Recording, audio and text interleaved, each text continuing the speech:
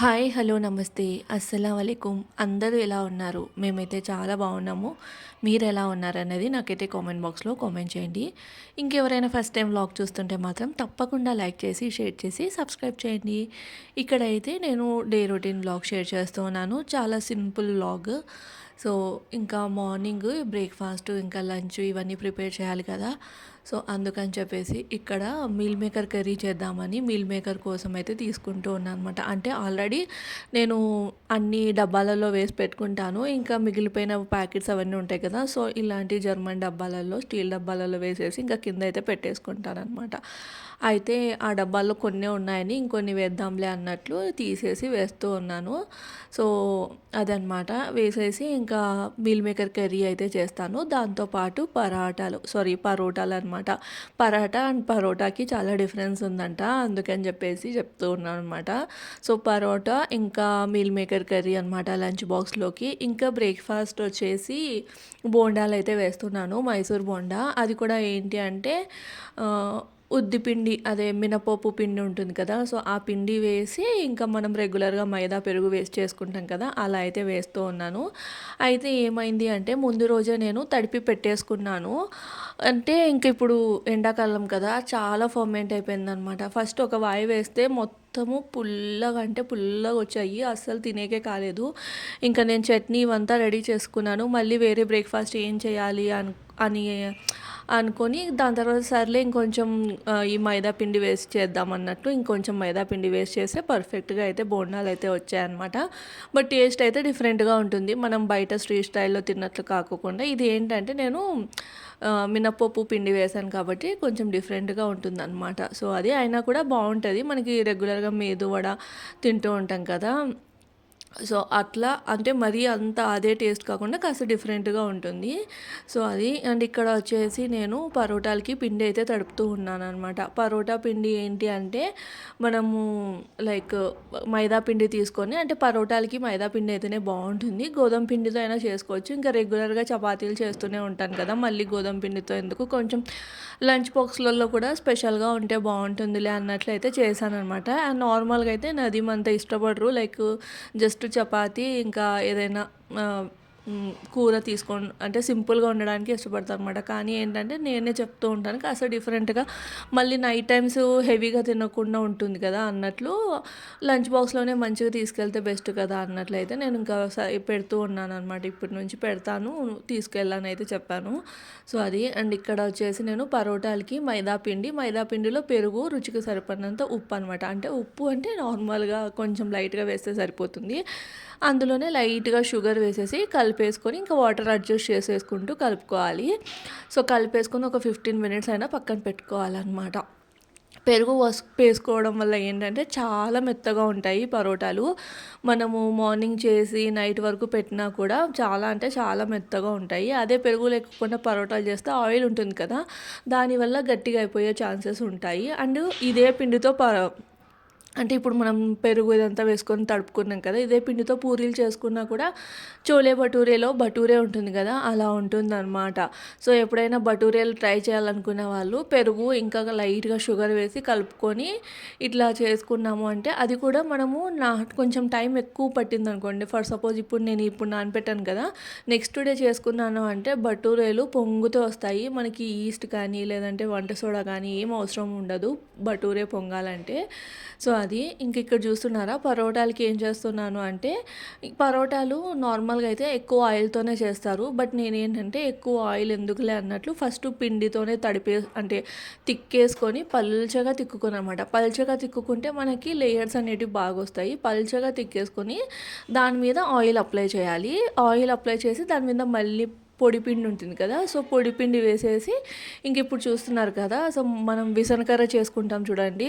చిన్నప్పుడు కాగితాలతోటి విసనకర్రలు చేసేవాళ్ళు. సో, అట్లా అనమాట. ఒకటి ముందుకి, ఒకటి వెనక్కి అనుకుంటూ ఇట్లా స్ప్రెడ్ చేసుకుంటూ అంటే మనం ఫోల్డ్ చేస్తున్నప్పుడు కూడా ఈ పిండిననేది బాగా సాగదీయాలనమాట.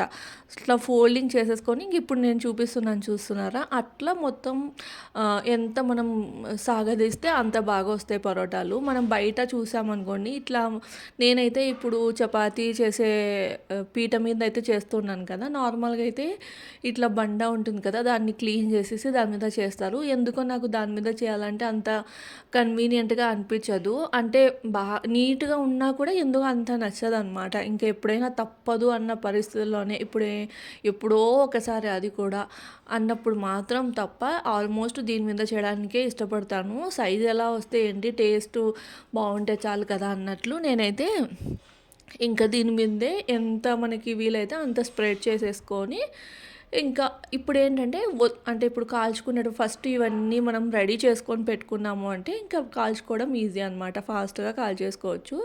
అంటే ఒకటి కాల్చేస్తూ, ఒకటి ఇట్లా తిక్కేసుకోవచ్చనమాట అట్లా. ఇంక ఇక్కడ ఏం చేస్తున్నా అంటే ఆయిల్‌తోనే మనం తిక్కుకోవాలి. దీనికి పొడి పిండితో తిక్కుకుంటే అంత బాగా రావన్నమాట పరోటాలు. అంటే ఫస్ట్‌లో పొడి పిండితో తిక్కేసుకోవచ్చు. బట్ లాస్ట్‌లో కాల్చేటప్పుడు తిక్కుతాం చూడండి, అప్పుడు మాత్రం ఆయిల్‌తోనే తిక్కాలి. సో, ఇంక జస్ట్ అట్లా మనం చపాతీలు ఎట్లయితే తిక్కేసుకుంటామో అట్లా. ఏంటంటే నదీమ్‌కి పల్చగా ఉంటే ఇష్టము పరోటాలు. ఇప్పుడు మనకి బన్ పరోటాలు అంటే కొంచెం మందంగా ఉంటాయి. అలానే లేయర్స్ వస్తాయి కదా! కానీ తనకేమో పల్చగా ఉంటే ఇష్టమని పల్చగానే చేస్తున్నాను. అండ్ ఇంకోటేంటంటే ఆఫ్టర్‌నూన్ టైం తింటారు కాబట్టి ఇంకా మరీ మందంగా ఉన్నా కూడా గట్టిగా బ్రెడ్ ముక్కల్లాగా ఉంటాయి. ఇంకా బాగుండదులే అన్నట్లు నేనైతే ఇట్లా పల్చగా అయితే తిక్కేసుకొని, ఇంకా ఆయిల్ వేసేసుకొని కాల్చేసుకోవడమే. వేడిగా ఉన్నప్పుడే మనం చేతులతో కొట్టాము అంటే లేయర్స్ వస్తాయి. సో, నదీమ్‌కి ఇలా చేస్తే ఇష్టమనమాట. నాకేమో ఇప్పుడు మనం అన్ని కట్స్ పెట్టుకొని చేసుకుంటాం చూడండి, నూల్ పరాటా అనైతే అంటారు దాన్ని. సో, అట్లా అయితే నాకు కొంచెం నచ్చుతుంది. కానీ నదీమ్‌కేమో ఇలా నచ్చుతుందని చెప్పేసి ఇంక ఇట్లనే చేశాను. అండ్ ఇలాంటి మసాలా దానిలలో అయితే ఇది బావుంటుంది. అలానే పులుసు కూరలనుకోండి, అప్పుడు మనకి లైక్ ఏంటి అంటే ఇదే నూలు పరోటా లాగా చేసుకుంటే బావుంటుంది. ఇంక ఇక్కడైతే పరాటాలన్నీ కాల్చేసుకున్నాను అనమాట. అంటే తనకి 3 పెడదాము అంటే ఫ్రెండ్స్ కూడా ఉంటారు కదా! ఇట్లాంటివి ఏమైనా స్పెషల్స్ తీసుకున్నప్పుడు షేర్ చేసుకుంటూ ఉంటారు కదా! అందుకని చెప్పేసి 3 పరాటా ఇంకా రైస్ పెడదాంలే అన్నట్లు ఇక్కడైతే కాల్చేస్తూ ఉన్నాను. ఆల్రెడీ మీల్ మేకర్ కర్రీ కూడా ప్రిపేర్ చేసేసాననమాట. అయితే మీల్ మేకర్ కర్రీ షార్ట్‌లో రికార్డ్ చేశాను. సో, ఇంకా దాంట్లో అయితే అప్‌లోడ్ చేస్తాలేండి. ఇక్కడ ఓన్లీ పరోటా రెసిపీ మాత్రమే షేర్ చేస్తూ ఉన్నాననమాట. సో, ఇక్కడైతే వన్ బై వన్ ఒక దాని తర్వాత ఒకటి కాల్చేసుకొని 3 ఇట్లా పెట్టేసుకొని వేడిగా ఉన్నది పైన పెట్టుకోవాలి. పెట్టుకొని ఇట్లా కొట్టేసుకున్నాము అంటే మనకి లేయర్స్ అనేటివి వస్తాయి. సో, చూస్తున్నారా లేయర్స్ ఇంతే, ఎక్కువ లేయర్స్ కూడా అవసరం ఉండదు. ఒకవేళ మనకి చాలా లేయర్స్ కావాలంటే నూలు పరోటా చేసుకోవడమే బెస్ట్. అండ్ కొంచెం మందంగా తిక్కుకున్నామంటే ఇంకా లేయర్స్ ఎక్కువగా వస్తాయి. కానీ పల్చగా ఉన్నప్పుడు ఇంతవరకు అయితే లేయర్స్ వస్తాయన్నమాట. బాగుంటుంది టేస్ట్. ఇలానే మనం నార్మల్ చపాతీలాగా చేసుకోవచ్చు కదా అంటే, చపాతీలాగా తిక్కుకున్నామంటే దానికి కొంచెం టేస్ట్ వేరు అనిపిస్తుంది. అందుకే పరోటాలలో ఇట్లాంటి మసాలాలు ఇష్టపడుతూ ఉంటారు కదా! ఎక్కువ వరకు తమిళనాడు అక్కడ సైడ్ వాళ్ళు పరోటాలు కదా ఎక్కువ తింటూ ఉంటారు. సో, అది. అండ్ ఇక్కడ వచ్చేసి నేనైతే ప్లేట్‌లో అయితే సర్వ్ చేస్తున్నాను. అంటే చూపియడానికనమాట. లైక్ ఎలా ఉంటది ఏంటి అని మీల్ మేకర్ కర్రీ, పరోటా ఇంకా ఆనియన్ పెట్టేసేసి సర్వ్ చేస్తూ ఉన్నాను. తర్వాత లంచ్ బాక్స్‌లోకి పెట్టాలి ఇదొచ్చేసి.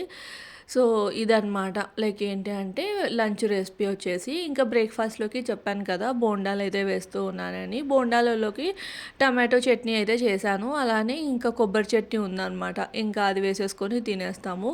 అయితే బోండాలలో ఎప్పుడైనా కానీ స్పైసీ చట్నీ అయితే భలే ఉంటుంది కదా! నాకైతే స్పైసీ చట్నీనే ఇష్టము. కొబ్బరి చట్నీ కంటే అంటే కొబ్బరి, పల్లి వీటన్నిటికంటే కూడా స్పైసీగా ఏదైనా ఎర్ర కారం కానీ, టమాటో చట్నీ పుల్లగా, కారంగా అలా ఉంటేనే ఇష్టము. ఎంతమందికి ఇలా నచ్చుతుంది అనేది నాకైతే చెప్పండి. సో, ఇక్కడైతే వేస్తూ ఉన్నాననమాట.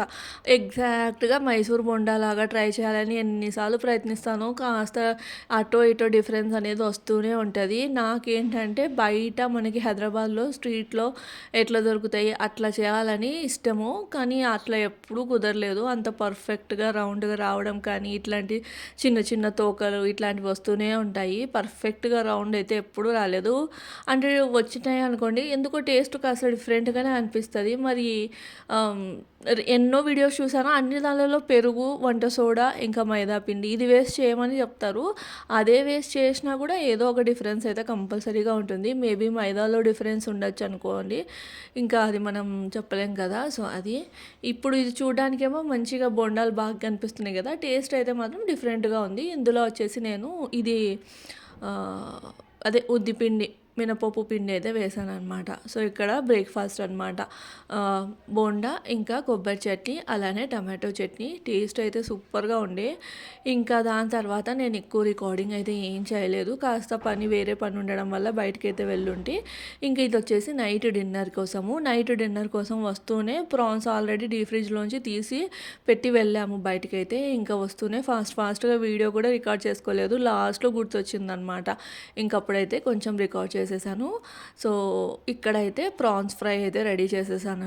ఆల్రెడీ చేపల పులుసు ఉంది. ఇంకా చేపల పులుసు, చపాతీ, ప్రాన్స్ ఫ్రై, ఇంకా రైస్ వేసేసుకొని తినొచ్చులే అన్నట్లు ఇట్లా డిన్నర్ అయితే ప్రిపేర్ చేశాననమాట. సో, ఇది ఈ రోజుటి వ్లాగు. చాలా చిన్న వ్లాగు. వ్లాగ్ నచ్చితే మాత్రం లైక్ చేసి, షేర్ చేసి, సబ్స్క్రైబ్ చేయండి. Bye friends.